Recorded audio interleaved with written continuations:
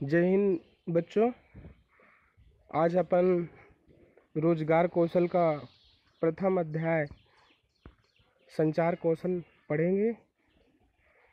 आपको संचार कौशल क्या होता है, कैसे काम करता है, इसके बारे में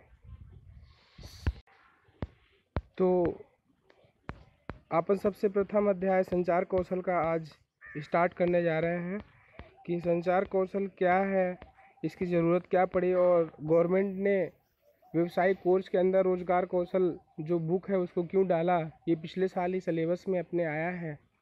तो ये जो 10th के इस साल नाइन्थ में पास होके 10th में बच्चे गए हैं, उनके लिए संचार कौशल बहुत इम्पोर्टेंट है। और आपके पेपर में 25 नंबर के जो क्वेश्चन रहेंगे वो संचार कौशल के रहेंगे, रोजगार कौशल के। इसमें सबसे जो प्रथम अध्याय आता है संचार कौशल।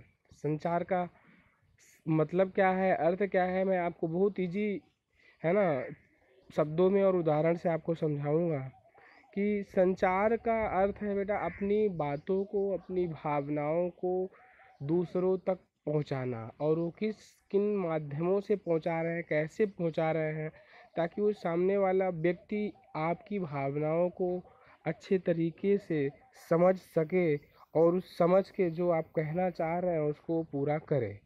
तो इसलिए संचार कौशल सबके जीवन में बहुत ज़रूरी है। संचार का है ना, आप लोगों ने सुना है एक अच्छा श्रोता होना चाहिए, एक अच्छा वक्ता होना चाहिए, है ना। एक अच्छा श्रोता वो है जो दूसरों की बातों को अच्छे से सुन सकता है। एक अच्छा वक्ता वो है जो दूसरों की बातों को तीसरे तक पहुंचा सकता है बोलकर, या अपनी बातों को दूसरे तक पहुंचा सकता है, उसको एक अच्छा वक्ता बोलते हैं।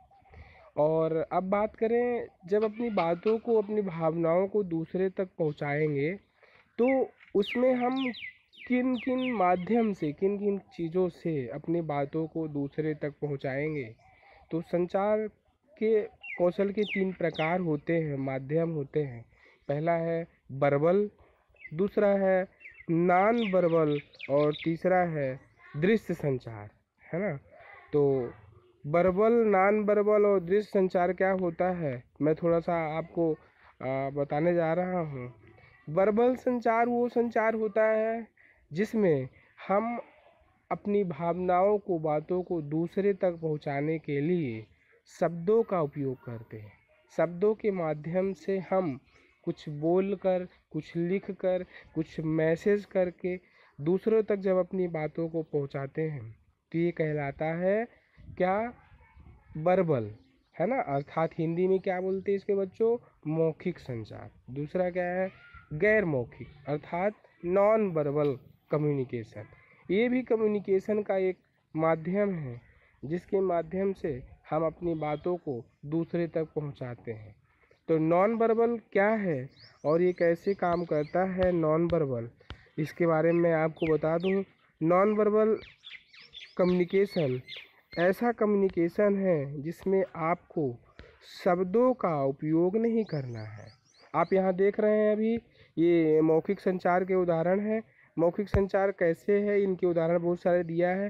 पहला देखें, जैसे कुर्सी में 2 लोग आमने सामने बैठ के बातें कर रहे हैं, ये क्या है, वर्बल, है ना, वर्बल के उदाहरण है। आप देख लीजिए ये उदाहरण दिया हुआ है। दूसरा, कोई फ़ोन पे बातें कर रहा है, ये भी वर्बल के उदाहरण है। तीसरा, क्लास में कोई ब्लैक बोर्ड में पढ़ा रहा है, कोई पत्र लिख रहा है, कोई मैसेज लिख रहा है, ये सारी चीज़ें कहलाती हैं मौखिक संचार के उदाहरण, है ना। मौखिक संचार क्या है ये आपको मैंने बता दिया। मौखिक संचार वो संचार है जब हम अपनी बातों को, भावनाओं को दूसरे तक पहुंचाने के लिए शब्दों का उपयोग करते हैं। किसका उपयोग करते हैं, शब्दों का उपयोग करते हैं। तो वो क्या कहलाता है, मौखिक संचार, है ना। आप लोग को समझ में आ गया होगा, ये शब्दों का यहाँ पे दिया हुआ है। तो इस तरह हम अपन क्या समझे, मौखिक संचार, क्लियर है। अब अपन चलते हैं गैर मौखिक में। तो गैर मौखिक में जब अपन चलेंगे तो गैर मौखिक में जो सबसे फर्स्ट आएंगे, गैर मौखिक, आगे हम आपको बता दें कि गैर मौखिक संचार है क्या। ये आ गया गैर मौखिक संचार, आप देखेंगे। तो गैर मौखिक संचार वो संचार होता है जिसमें हम, है ना, किसका उपयोग करते हैं? शब्दों का उपयोग नहीं करते हैं।